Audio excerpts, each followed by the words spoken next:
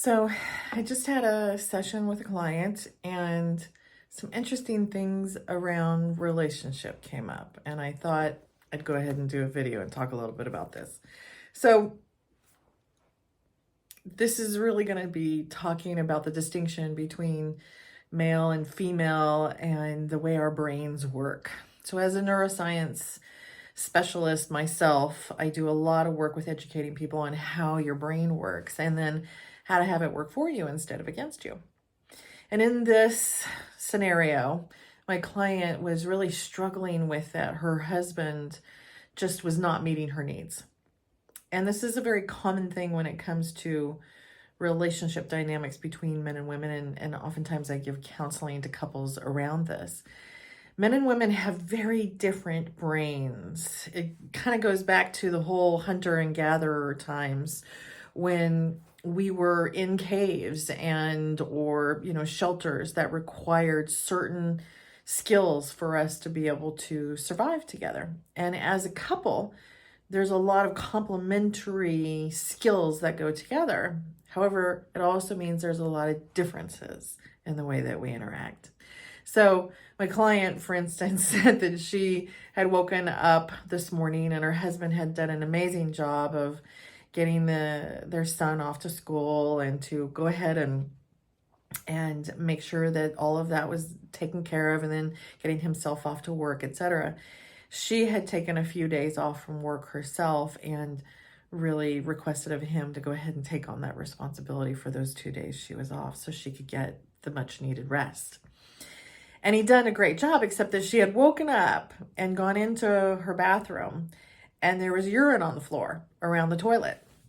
And she had figured that their son maybe had had an accident, etc., and went to go check. And sure enough, the child's pajamas were in a wad in front of the washer, in front of the clothes washer in the utility room. So she got upset because, yes, he had gotten her son ready this morning and taken care of these responsibilities, etc., but he just kind of did it willy-nilly, she felt like, without really making sure that things were taken care of. There were messes, and again, things weren't cleaned up. And she was upset about this. She really felt like that in a couple other instances. It was as if he really didn't care that she had to then deal with the urine, or that as she put it, the washing fairy was going to come along and pick up the laundry and take care of it. So what after a good laugh, because, this is something probably I would also have an issue with my husband if this were to happen, etc. And I hear it from a lot of women too. So then we talked about, she really wanted her husband and the relationship to take care of these negative feelings that she was having. So unfortunately, there had been some trauma that she had been through in the past, and really had wanted her husband and the relationship with him to assist her in dealing with this so that she could feel better. And what I pointed out to her is that I told her, you're not going to like what I'm going to say about this, so kind of brace yourself. And that is that the only person that can help us feel better or to help us heal is ourselves. We are literally the only person that will make that difference. And we have to then take 100% responsibility for that. When we do, it gives us access to then be able to actually start doing the work and seeing the results.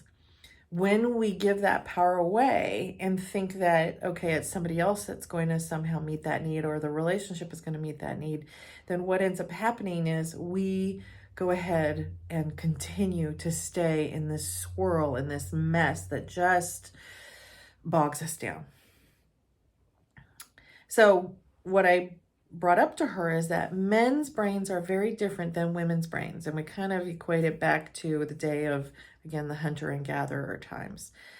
During that time, men would traditionally be the ones who would go out and hunt. And their focus was what their goal was for that day at that time. So their focus was on that and that alone.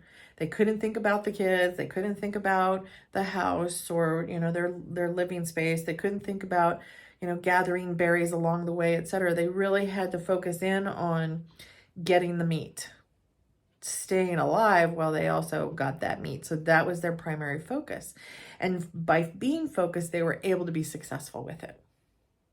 Women, on the other hand, were back at the hearth, kind of the hearth tenders or hearth, gather around the hearth sort of feeling.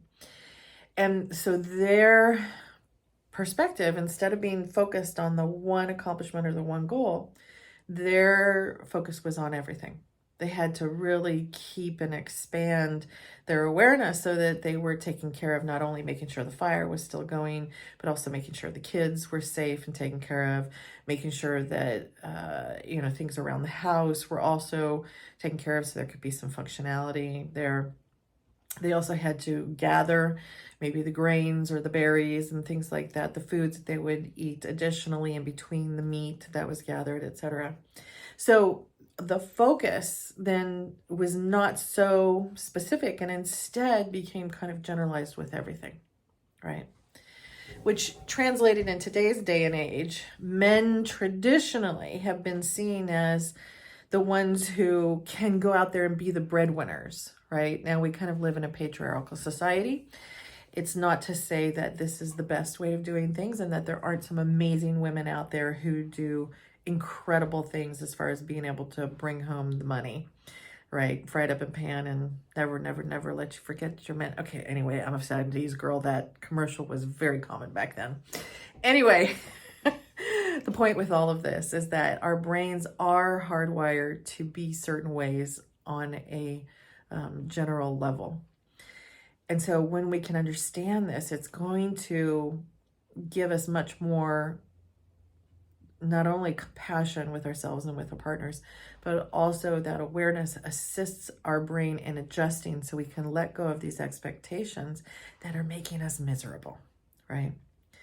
So, and when it comes to this dynamic, when I was talking with my client, the focus for men is one or two goals. So, for instance, her husband's goal that morning was to go ahead and get their son to school, make sure he was all set, had what he needed for the day, food-wise, etc., got all those things taken care of, got the son out the door, got the son to the daycare for the day. And then the second goal was to get himself out the door, go to work, because he is getting ready to accomplish what he needs to, and he's taking on this big project coming up. So he really had those two goals, and that's really what men can focus on, is about 1 to 2 goals at a time. If you start to ask them to broaden their perspective on what they're going to be aware of, then it's going to become incredibly difficult, if not impossible, for that individual to be able to do it. So with that in mind, it's also going to compromise their ability to be successful in those other areas, those 2 areas. So we have to, as women, keep that in mind. And then also we have to choose, what are the 1 to 2 things that we want our husbands to focus on, right? Or partners, or, whoever it is that we're in a relationship. What are the 1 to 2 things that we want them to focus on? And then let's go ahead and identify that and allow them to step up to the plate with those things. The rest of those things that are not in those 1 to 2 goals, we have to, as women, figure out how to take care of those things without expecting the man to go ahead and do it. Now, you can shift those goals. For instance, in the mornings, the goals can be, to get the children off to school and then to get to work and take care of your needs, etc. Could be in the evening, the goals, those are taken care of. So the goal shifts to, let's spend one-on-one time together. I want your focus to be on me. Let's make sure there are certain chores done around the house. Let's get those done, or let's have a really great meal. Let's cook the meal and then clean up together, right? Whatever those 1 to 2 goals are, that's what you can shift over into in the evenings. And again, it's important to be able to stick to those 1 to 2 goals. It's when we as women start to expect more from the man that we're in a relationship with that things are going to start to go south. So it's not necessarily what we want to hear as women. We want and we expect the man's brain to work just like ours does. Our capacity is to kind of look at it all, as she put it, my client put it. I want him to see the big picture. Why can't he see or operate inside of this big picture?